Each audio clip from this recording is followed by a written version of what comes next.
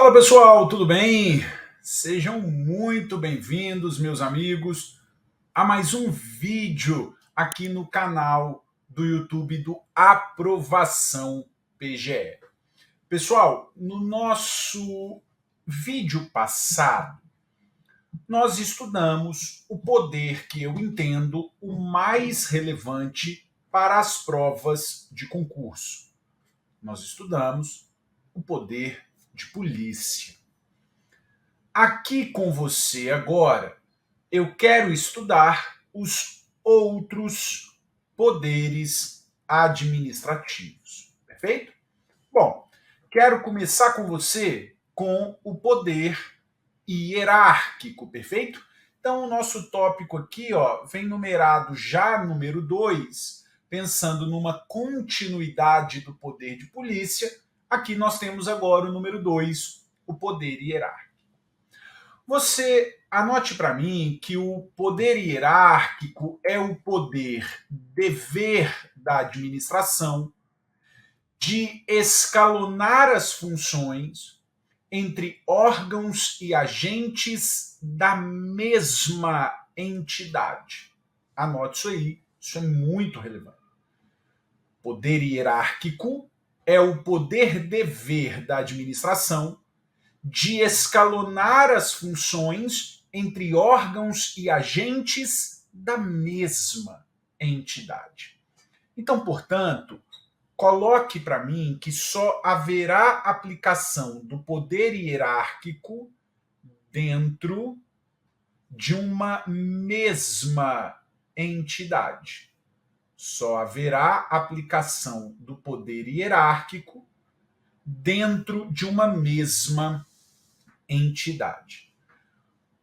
O que eu quero dizer com isso? O que eu quero que você perceba?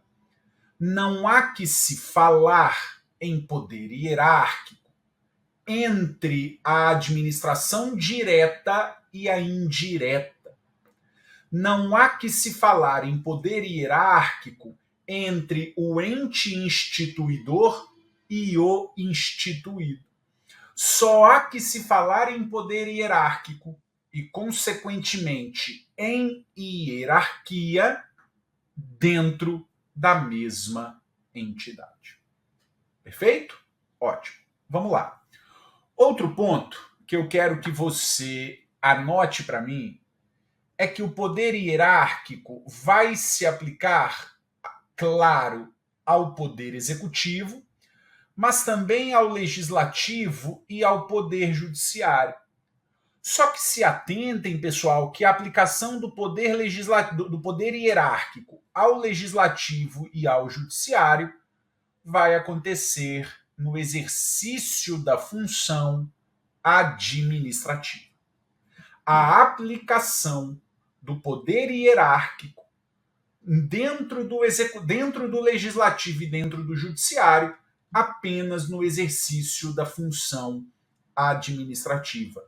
Não havendo que se falar aplicação do poder hierárquico para o executivo e para o legislativo, claro, no exercício das suas funções típicas, legislativas e jurisdicionais. Não há que se falar.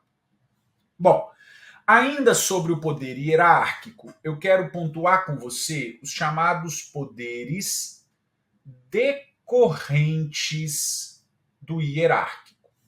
Nós temos poderes que são poderes decorrentes do hierárquico e que, na verdade, formam o próprio poder hierárquico. Perceba. O primeiro poder decorrente do hierárquico é o chamado poder de comando. Anote para mim que o poder de comando é o poder do hierárquico superior em dar ordens aos seus subordinados. Poder de comando é o poder do hierárquico superior em dar ordens para os seus subordinados. Anote aí que do poder de comando nasce um dever. Nasce o dever de obediência, perfeito? Do poder de comando do hierárquico superior em dar ordens aos seus subordinados, nasce um dever, o chamado dever de obediência.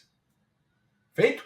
Que é o dever do subordinado de cumprir as ordens superiores, salvo quando forem manifestamente ilegais. Esse é o dever de comando. Muito bom. Bom, a gente continua e perceba, o segundo poder decorrente do hierárquico é o poder de fiscalização. Bom, veja, nós vamos perceber, é uma escadinha. Primeiro se dá a ordem e o sujeito tem que cumprir. E aí, posteriormente, se fiscaliza, ou seja, anota para mim que o poder de fiscalização é o poder do hierárquico superior em fiscalizar as ordens, as atividades dos seus subordinados. Poder de fiscalização é o poder do hierárquico superior em fiscalizar as atividades dos seus subordinados. E aí ainda vem um terceiro, que também é uma escadinha, que é o poder de revisão ou de controle. É o chamado poder de revisão ou de controle, que consistirá no poder do hierárquico superior em fiscalizar, em controlar as atividades dos seus subordinados. Então, o poder de fiscalização, o poder de revisão, o poder de controle, é o poder do hierárquico superior em controlar as atividades dos seus subordinados. Esse controle, essa revisão, pode ocorrer por meio da revogação, ou seja, um controle de mérito, ou por meio da anulação, ou seja, um controle de legalidade. Feito? Ótimo. Bom, existe ainda um quarto e um quinto poder decorrente do hierárquico. O quarto poder decorrente do hierárquico é o poder de delegação e de avocação. Perfeito? Essa é uma temática importantíssima. Toda prova tem uma questãozinha sobre isso. Quero te chamar a atenção o seguinte: a avocação é mais fácil, é isso aqui, ó. É o hierárquico superior que atribui, que chama para si a competência do seu subordinado. A avocação é o hierárquico superior que chama para si a atribuição do seu subordinado. A avocação, portanto, só pode ser vertical. A avocação só pode ser vertical. Hierárquico superior avocando a atribuição do seu subordinado.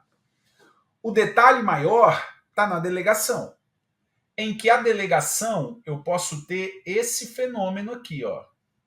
Eu posso ter, veja, o hierárquico superior delegando para o subordinado, e aí eu posso ter uma delegação vertical, ou ainda entre autoridades de mesma hierarquia, e aí eu tenho uma delegação horizontal.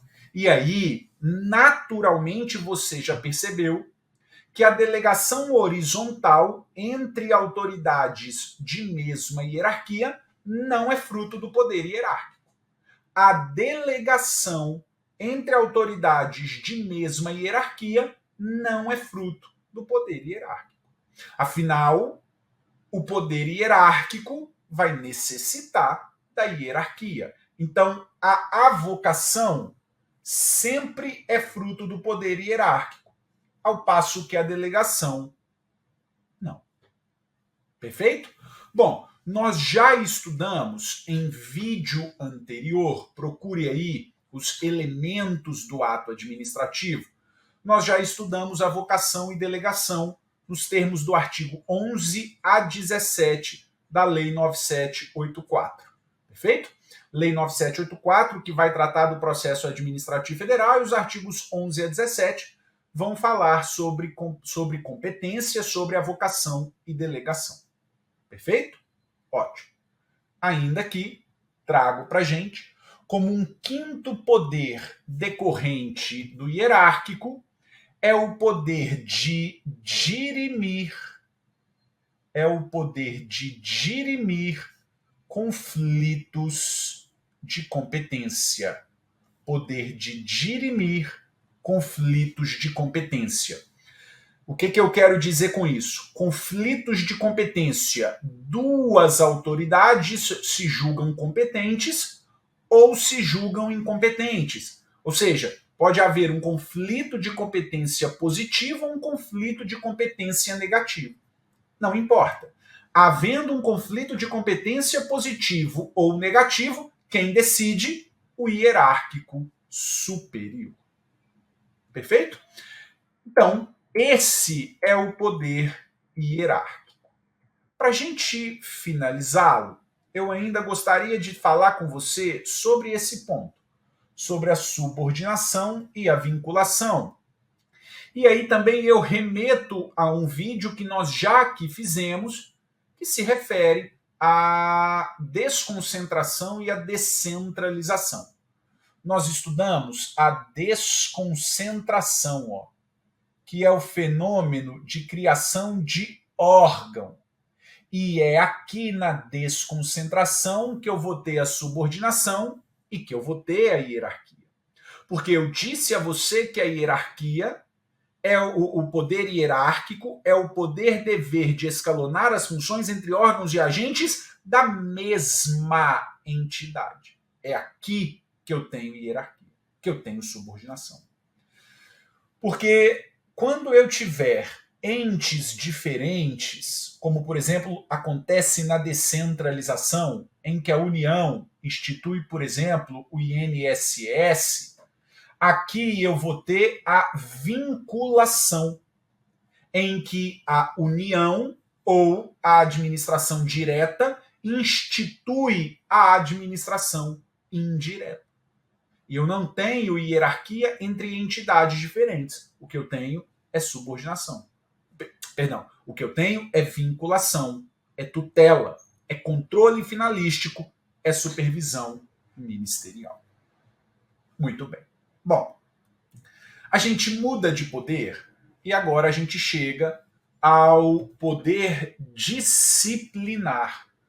Um ótimo poder para cair em prova, e toda vez que cai é ótimo, porque é um tema fácil de nós estudarmos aqui. Vamos lá, pessoal, você vai anotar para mim que o poder disciplinar é o poder dever da administração de apurar infrações, é o poder dever de apurar infrações e de aplicar penalidades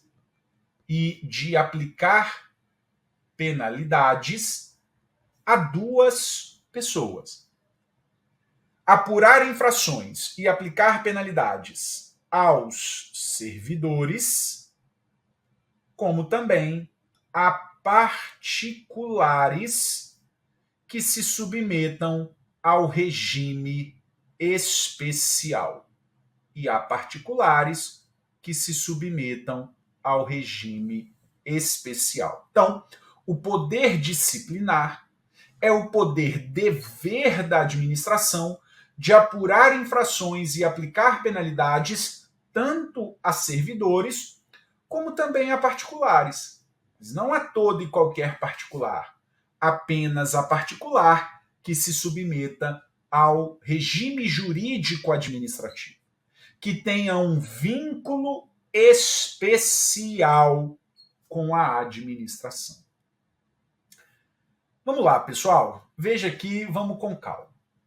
O poder disciplinar vai se manifestar tanto pela apuração da infração. O que eu quero dizer? Eventual sindicância, eventual PAD, o processo administrativo disciplinar, são frutos do poder disciplinar. Afinal, eu estou falando de uma apuração de infração. Como também ao final desse PAD, se houver a aplicação de penalidade, a aplicação de sanção, eu vou falar também em poder disciplinar, que vai poder recair tanto ao servidor, e aí preste muita atenção o seguinte: quando eu falar na apuração de infração e na aplicação de penalidades a servidor, eu estou falando de um poder hierárquico disciplinar. Quando eu falo na apuração de infrações e na aplicação de penalidades a servidor, eu estou falando de um poder hierárquico disciplinar. Hierárquico porque para que um servidor aplique sanção em outro, tem que haver a hierarquia. E disciplinar porque há aplicação de sanção. Agora, quando eu falar em apuração de infração e aplicação de penalidades a particulares submetidos ao regime especial, eu estou falando somente do poder disciplinar. E aí a questão é: quem são esses particulares que se submetem a um regime especial, que se submetem ao regime jurídico-administrativo? Aqui eu falo do preso, eu falo do estudante de escola pública, eu falo do contratado pela administração. Aqueles que tenham um vínculo específico com a administração e que vão, se forem sancionados ou tiverem uma apuração de infrações, estarão sobre eles incidindo o poder disciplinar. Perfeito? Bom, importantíssimo nós passarmos na súmula 650 do STJ. A súmula 650 estabelece que, para aplicação da penalidade de demissão,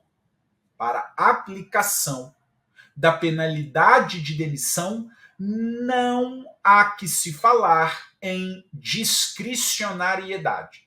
A súmula vai dizer que a aplicação de demissão, a autoridade administrativa não dispõe de discricionariedade. Em outras palavras, a demissão é ato vinculado. Tipificado o caso como demissão, a autoridade tem que aplicar a demissão. Perceba que a súmula 650 vai dizer sobre a Lei 8.112, que é o Estatuto dos Servidores Federais. Mas essa aplicação vale para todo e qualquer estatuto. Bruno, você está querendo me dizer que o poder disciplinar é vinculado? Não estou dizendo. Eu estou dizendo que a demissão é vinculada. Aí perceba, o poder, então, disciplinar é vinculado ou discricionário? O poder disciplinar é vinculado ou discricionário? Aí, meu querido, você vai ter que perceber o seguinte: aplicar a sanção quando necessário é ato vinculado. Anote isso. Aplicar a sanção quando necessário, se apurou a infração, verificou que houve, tem que aplicar a penalidade. É ato vinculado. Qual a penalidade será aplicada? É ato discricionário se a lei não estabelecer de maneira taxativa qual é a sanção. Aplicar a sanção é ato vinculado. Qual a sanção será aplicada? É ato discricionário se a lei não estabelecer qual a sanção deve ser aplicada. Por exemplo, no caso de demissão, é ato vinculado. Perceba, olha um exemplo que todo o estatuto traz. Por razões de conveniência do serviço, é possível que a suspensão seja convertida em multa. Está aqui um exemplo de uma discricionariedade. A lei está falando, olha, determinada infração é suspensão, mas eu posso convertê-lo em multa se por conveniência do serviço for melhor que o servidor não fique suspenso e, na verdade, exerça suas funções de trabalho. Então, aí, nesse caso, há uma discricionariedade. Bom, pessoal, o último poder que eu quero aqui passar é, então, o poder normativo, o poder regulamentar. Você vai anotar para mim que o poder normativo regulamentar é o poder dever da administração de editar atos normativos para o fiel cumprimento da lei. Anote isso. O poder normativo regulamentar é o poder dever da administração de editar atos normativos para a fiel execução da lei, para o fiel cumprimento da lei. Veja e anote que o poder regulamentar vai complementar, vai dar fiel execução à lei, de modo que o poder normativo regulamentar não pode inovar nem contrariar a ordem jurídica. Não podem inovar nem contrariar a ordem jurídica. Tem que ser exatamente como eu disse, para fiel execução da lei. Feito? Esse é o poder normativo regulamentar. Mas, naturalmente, eu preciso falar com você dessa figura, dos chamados regulamentos autônomos. Importantíssimo, pessoal, esse ponto. O regulamento autônomo, anota para mim, é aquele que retira a sua validade direto do texto constitucional. Regulamento autônomo é aquele que retira a sua validade direto do texto constitucional. Exatamente por isso, podem ser objeto de controle de constitucionalidade. Podem ser objeto de controle de constitucionalidade. O regulamento autônomo, o decreto autônomo. Porque eles tiram a sua validade direto do texto constitucional. Há uma divergência na doutrina se esse regulamento autônomo é constitucional ou inconstitucional. Perceba, uma primeira teoria vai dizer que esse regulamento autônomo é constitucional. É constitucional com base na teoria dos poderes implícitos. É a possibilidade de a administração regulamentar a lei em razão de uma omissão do legislativo, ou, na verdade, é a possibilidade de suprir as omissões do legislativo. Ponto. Uma segunda corrente vai dizer que esse regulamento autônomo é inconstitucional. Seria inconstitucional porque violaria o princípio da legalidade, em que somente poderia fazer ou deixar de fazer alguma coisa senão em virtude de lei. Ninguém seria obrigado a fazer ou deixar de fazer algo senão em virtude de lei. Independentemente dessa discussão, a verdade é que o decreto autônomo, o regulamento autônomo, é utilizado. E ele tem a sua grande concretização no artigo 84, inciso 6, alíneas A e alíneas B da Constituição. Alíneas A e B da Constituição. Está lá falando, compete ao presidente da República. E eu posso estender para os demais chefes do Executivo. O que compete ao chefe do Executivo, no caso da Constituição, ao presidente da República? Dispor, mediante decreto, a organização e o funcionamento da administração, desde que não implique aumento de despesa, nem criação ou extinção de órgão público. E na linha B, é possível a extinção de cargos ou funções quando estiverem vagos. Agora, é importante você perceber que existem regulamentos autônomos, existe o poder normativo autônomo fora do legislativo. O primeiro é esse, é o artigo 84, inciso 6, alíneas A e B da Constituição. Ok. Mas existem outros dois. Existe ainda o artigo 103b, parágrafo 4º, inciso 1, e o artigo 130A, parágrafo 2º, inciso 1, ambos da Constituição. O 103 relacionado ao CNJ, o 130 relacionado ao CNMP, que vão permitir que cada um desses órgãos faça a expedição de atos regulamentares no âmbito de suas competências.